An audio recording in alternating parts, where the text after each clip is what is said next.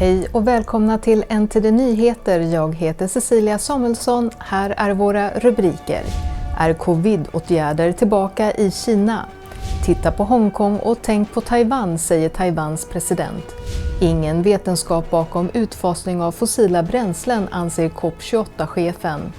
Kinesisk ambassad erkänner att de stoppar amerikansk dansföreställning i Sydkorea. Journalister vittnar vid utfrågning om Twitterfilerna.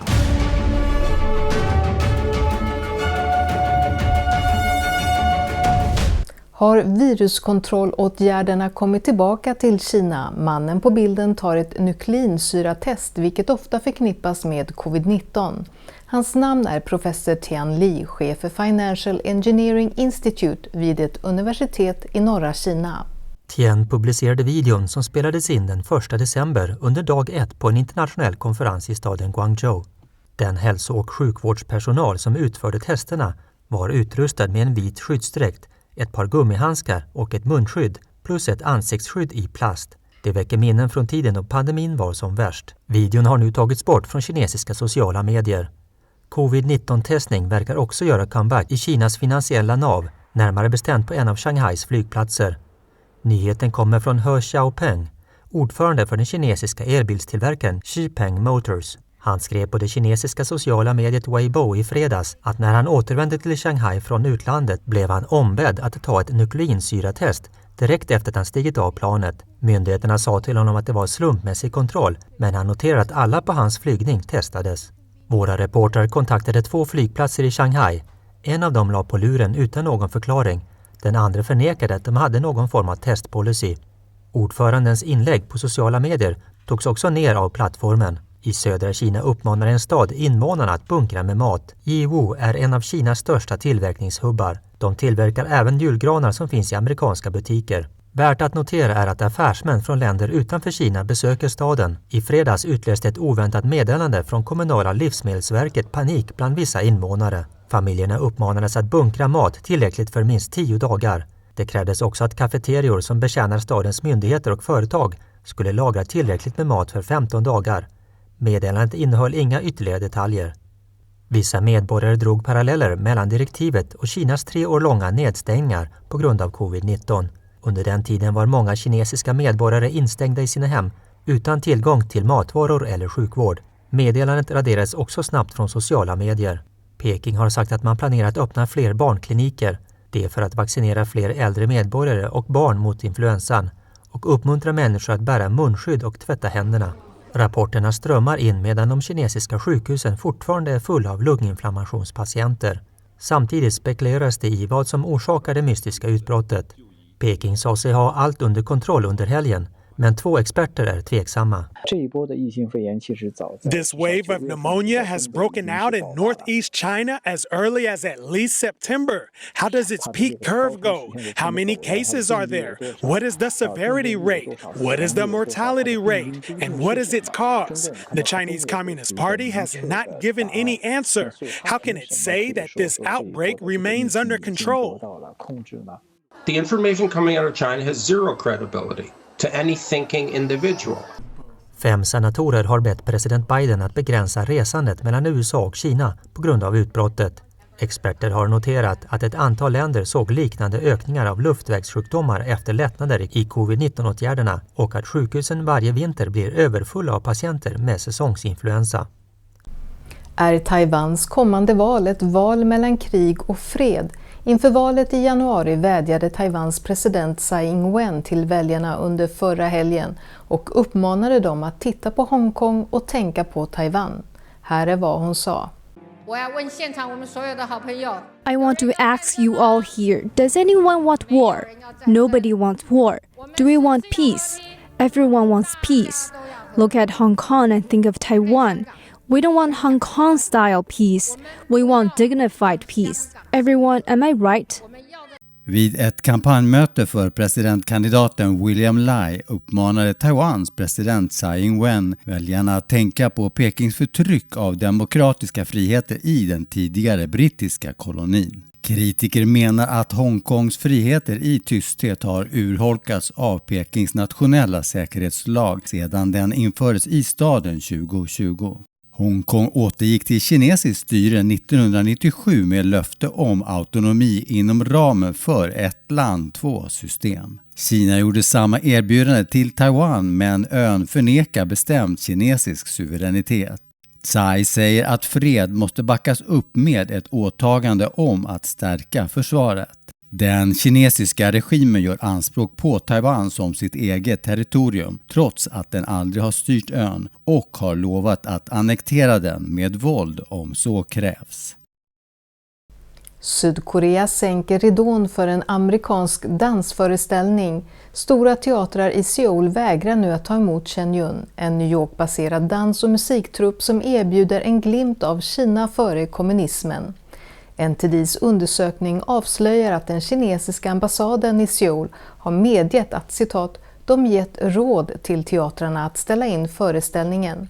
I ett inspelat telefonsamtal talade ambassadens talesperson inte bara om att ingripa utan också om att smutskasta företaget. Här är vad han sa. The Chinese embassy has been informing the Korean side of Chinese position against the Shengyun performance.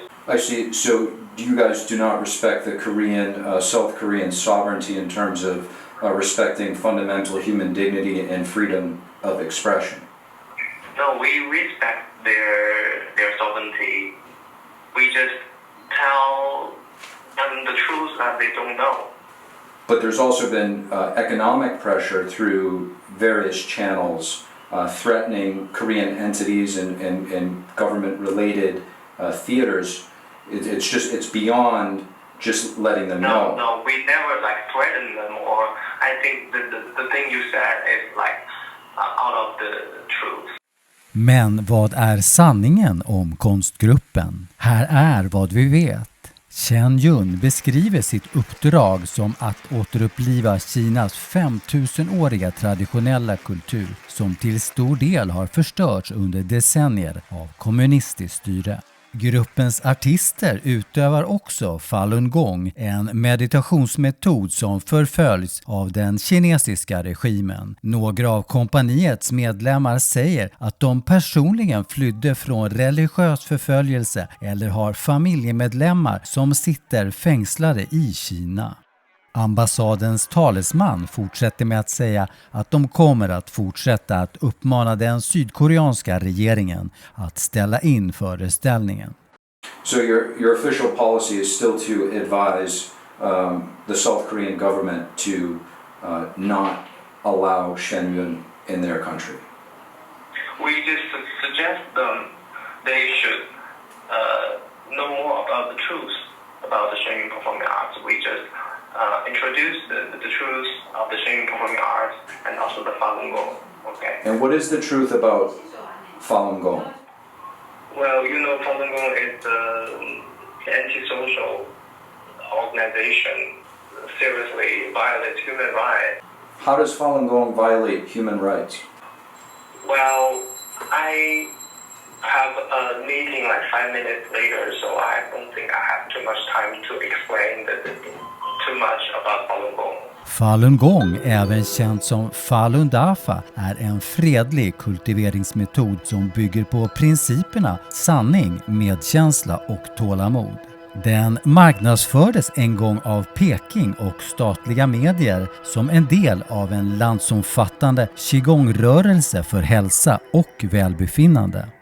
Det var tills den kinesiska regimen vände staten mot metoden 1999 och började massfängsla och tortera gruppen. Chen turnerar nu i nästan 200 städer och i 20 länder varje år där Pekings kampanjer för att censurera föreställningen har misslyckats. Från lokala teatrar till nationalförsamlingen, kommunismens spöke verkar nå nya sfärer i Sydkorea. Vad var det som utlöste den ideologiska förändringen? Och varför bör frihetsälskande människor runt om i världen vara oroliga? Ntd's korrespondent Melina Weisskap satte sig ner med Susanne Scholte, ordförande för Defense Forum Foundation, för mer information. Joining me now is Suzanne Schulte, who is the president of Defense Forum Foundation. Thank you so much for your time. Good to be here. So I want to talk with you about your organization specifically. Part of what they do is they inform policymakers of defense issues, not only in America, but also our allied nations. So I want to ask you about the extent of the CCP's infiltration, and if you could, specifically in South Korea. Well, I think it's really important for your audience to know that South Korea almost elected a communist in the last election. Back last year in March, it was the closest election in South Korean presidential history between Yoon Suk-yeol, who won, and Lee Jae-myung, who was a Democratic candidate. But he's not a Democratic candidate in the classic sense of being a Democrat. He is a pro-communist candidate, and he almost won. As far as the growth of the communist threat in America is pretty strong as well. But I think people need to understand a liberal democracy like South Korea almost elected a pro-communist candidate in the last election. Specifically, one of the messages that Shin Yun portrays is people coming out of that religious and spiritual suppression, sort of a message of hope in the face of tyranny. So with that being said, why do you think it's so important for democratic countries like South Korea to be preserving the freedom of expression, especially in the arts? In South Korea, I was horrified to learn about the problem. This is a performance that they were trying to show to people in South Korea that celebrates Chinese culture. And I think it's absolutely vitally important. That's just one aspect. It's one of our most important freedom is freedom of expression, freedom of religion. It's the most important freedom. I think that's why the Founding Fathers made it number one, because that is the most important thing. Freedom of expression, freedom of the press, freedom of religion. And when you see a suppression for somebody not to be able to put on a performance, that is the fundamental human right. It's the number one most important thing. So does it surprise you that Korean theaters have turned down a world-class performing arts company like Shin Yun? Yes, I was shocked. Frankly, I was shocked. But I think that this is an illustration of how bad things are in South Korea. And we do have a president, President Yoon, and the international community and those that love and embrace freedom need to do everything they can to help President Yoon, because President Yoon has been speaking out boldly about freedom and human rights. But we have to understand that he is facing a divided country. The Korean National Assembly is controlled by the pro-communists in South Korea. And the Democratic Party there is a pro-communist party. And they passed, just to give you an example, and because it goes right to the point you're making about freedom of expression, the South Korean Assembly passed legislation several years ago that banned leafleting, that banned balloon launches, that banned the sharing of information across the border into North Korea. Why did they do that? Because the Kim Jong-un regime demanded that the South Korean government turn off the loudspeakers at the DMZ and also stop the flow of information across the border, which was being done by North Korean defectors. So in a way, it's shocking that this is happening in South Korea, but when we understand the environment there. Well, I want to ask you then, what are some solutions? Because it seems like there needs to be a big change within that assembly if they are to actually make changes to try to, opposing this infiltration by the CCP. So what do you think that Korean people should do, or even high or low level government officials? How should they address this issue? Well, we need to speak out on these issues. I think what you're doing on this performance and highlighting the fact that this is happening in South Korea, we need to speak out about this. South Korea is a very one of our most important allies in Asia, and so we need to be speaking out. The international community needs to be speaking out this to uphold the rights of the citizens of South Korea, but also remember we need to focus on the fact that there is an election coming up in April that's going to determine how much Yoon is able to do to advance freedom. So we need to really focus attention on that and call on our South Korean friends that care about freedom and human rights to really pay attention to this election, because it's going to be critical for the future of the Republic of Korea. So how would you explain to Americans the heart of the Korean people that you speak with in regards to how they view morals and how they may or may not view this art show? I think it's very much what's happening in America, that you have a division between people that are actually engaged in. You have pro-freedom and a pro-communist, and that's happening all over the world right now. Which future do you want? You want a dark place like the North Korea? Because the Korean Peninsula is a beautiful illustration of the difference between what it's like to live under communism and what it's like to live under a republic. So I think just making sure that we're speaking out about these things and calling attention to them as you're doing, but just realizing that we have to reach the younger people in South Korea, because I think that's where the divide is. I think there's a lot of misinformed, misled young people, just like in our country, that need to be awakened to the truth. The truth of what specifically? Could you speak to the difference in the values between the Chinese Communist Party, the North Korean regime, and that of freedom and democracy that they may not be able to see through? Yeah, well, I think that there's this ignorance about what communism is. And it's basically a soul-sucking destruction of the human spirit and bringing people into a terrible darkness. The South Korean ruling party signed an agreement with the Chinese Communist Party. National Assembly has exhibited a bust of Mao Zedong, calling him a savior. Confucius Institutes in South Korea promote Chinese Communist Party's propaganda. Seoul, Busan cities celebrate the founding of China, but not the foundation of South Korea's armed forces. So we have got to hit these things head on, and we've got to speak the truth, and we've got to reach out to our young people to give them a very clear understanding of what communism is. Thank you, Suzanne, for your time. Sure thing. Över till modeindustrin. Fast fashion-klädföretaget Shein förbereder sig för att gå in på den amerikanska aktiemarknaden. Börsnoteringen förväntas ske redan nästa år enligt källor med insyn i ärendet. Snabbmodevarumärket har redan ansökt om att bli börsnoterat i USA. Och de 3 ledande institutioner inom finanssektorn har anlitats i samband med företagets börsintroduktion eller IPO. Företaget grundades i Kina och flyttade senare sitt huvudkontor till Singapore. Det värderas till mer än $60 miljarder. Men dess affärsmodell har varit föremål för kontroverser i branschen, särskilt när det gäller tillverkning av kläder. Shein samarbetar med klädtillverkare i Kina och säljer dessa produkter via sin onlinebutik i andra länder. USA är en av företagets största marknader.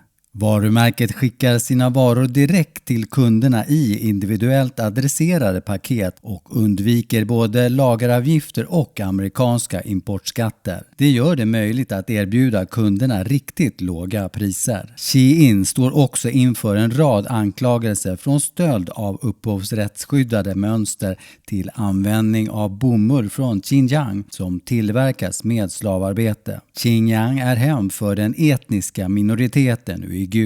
Enligt Washington har minst 1 miljon uigurer satts i tvångsarbetsläger under den kinesiska kommunistregimen.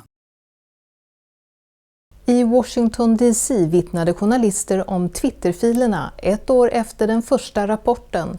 2 journalister hade ombetts prata om censur i sociala medier. Journalister som var involverade i de så kallade Twitterfilerna har inte talat med kongressen sedan i mars. Men den 30 november vittnade Matt Taibbi och Michael Schellenberger för andra gången inför en underkommitté i representanthuset som fokuserar på statlig censur. Underutskottet granskar den federala regeringens inblandning i censur av sociala medier samt vad man kallar angrepp på oberoende journalistik och yttrandefrihet. Ordföranden Jim Jordan inledde utfrågningen med att berömma Taibbi och Schellenberger för deras avslöjanden kring Twitterfilerna. Twitterfilerna innehåller tusentals konversationer mellan företagets anställda om deras beslut att moderera innehåll. VD Elon Musk godkände den stegvisa publiceringen av filerna i december 2022. Taibbi och Schellenberger publicerade diskussioner för att belysa företagets beslutsprocess kring vissa högprofilerade åtgärder. Jordan sa att journalisterna har blivit måltavlor på grund av sina insatser. And when we first had Mr. Taibbi and Mr. Schellenberger testify back in March, an IRS agent showed up at Matt Taibbi's door, where I say, while they are testifying, while Mr. Taibbi is testifying in front of the committee about the weaponization of government, the IRS was actually at that very moment knocking on his door. There's not one person who thinks that was just chance. Han sa att kommittén har avslöjat andra incidenter med den federala regeringens försök att censurera amerikaner. Schellenberger sa att USAs departement för inrikes säkerhet DHS och FBI var inblandade. FBI agents were directly flagging content to Twitter saying this appears to violate your terms of service. What about this? What about that? Same thing with DHS staff. And then, of course, DHS created the Election Integrity Partnership, which then became the Virality Project, which was in the process of demanding mass censorship of America. Den demokratiska kongressledamoten Dan Goldman hävdade att endast 13% av det flaggade innehållet togs bort. So you see them constantly trying to change the terms of service. You see them, it was 35% of the URLs that were, this according to EIP, were labeled, removed, or soft blocked. That's all forms of censorship. That censorship is not just removal. But 65% were not. So how can the government be so coercive? Does the First Amendment say that the government for the course on government efficiency? Does the First Amendment say the government can censor 35%? Time of the gentleman has They're not censoring. They're flagging in the social media companies. So under coercion, 35% of a First Amendment? Or? It's not the First Amendment. It's the terms of service, as you said, and they are flagging it for the social media companies to make their own decisions. That is not the First Amendment. That is the terms of service. När utfrågningen avslutades sa ordföranden att han skulle vilja fortsätta att hålla utfrågningar om censur och att han planerar att bjuda in journalisten igen. Strax före årets FN-konferens om klimatförändringar sa dess ordförande och huvudtalare att det inte finns någon vetenskap bakom en utfasning av fossila bränslen, vilket fördömdes av Al Gore. Här är mer om händelsen och vi dyker in i klimatvetenskapen. There is some confusion out there. COP28s ordförande Sultan Ahmed Al-Jaber sa att det inte finns någon vetenskap som visar att världen måste göra sig av med fossila bränslen för att nå FNs nuvarande mål för klimatförändringarna. Han menar att det skulle föra världen tillbaka till grottorna, vilket utlöste kontroverser och kritik. COP28 är FNs 28:e årliga klimatmöte där världens regeringar diskuterar klimatförändringar. Al-Jaber är chef för Abu Dhabi National Oil Company. Han försvarade sina uttalanden den 4 december. I'm an engineer by background. It's the science and my respect to the science and my passion about the science and it's about my conviction to the science that have enabled me to progress in my career. Men klimataktivisten Al Gore var inte nöjd. The oil and gas industry made a mistake in overreaching and naming the CEO of one of the largest and one of the dirtiest by many measures oil companies in the world as the president of the COP. Gore säger att människor är förvånade och förelämpade över utnämningen av Al-Jaber. Al-Jaber utsågs av representanter från olika länder. Många säger att han förstår världen av förnybara energikällor och fossila bränslen, vilket gör honom kvalificerad att leda. Al-Jaber hävdade idag att hans uttalanden hade tagits ur sitt sammanhang och att han anser att utfasningen av fossila bränslen är både oundviklig och nödvändig. Quite surprised with the constant and repeated attempts to undermine the work of the COP28 presidency. Trots kontroversen är det inte alla forskare som anser att det finns en klimatkris. Clouds reflect 90% of the sunlight that hits them gets reflected back out into space, where it no longer comes to the earth, no longer heats the earth. Fysikern John Clauser fick Nobelpriset 2022. Han är en av 2 Nobelpristagare som tillsammans med 1600 andra forskare undertecknade den globala klimatdeklarationen om att det inte råder något klimatnödläge. Clauser säger att fluktuationer i jordens molntäcke orsakar en termostat för reflektion av solljus som styr klimatet och stabiliserar det på ett mycket kraftfullt sätt. This is clearly the most important, the controlling mechanism for the Earth's temperature and climate, and it dwarfs the effect of CO2 and methane. All the government programs that are designed to limit CO2 and methane should be immediately dropped. Clauser säger att regeringar spenderar biljoner på att studera klimatförändringar när de inte behöver göra det. Han säger att klimatförändringarna är ett påhitt av politiker, journalister och affärsmän. Besökare har nu tillgång till ett sedan länge dolt område i ett kapell i Florens. Väggarna är täckta av kolskisser som enligt vissa experter är utförda av renässanskonstnären Michelangelo. Detta hemliga rum i Medici-kapellet användes för att lagra kol fram till 1955. Området var förseglat och bortglömt i årtionden under en fallucka. The room was discovered in 1975 when they were searching for a new exit for the museum because of visitors' increase in numbers.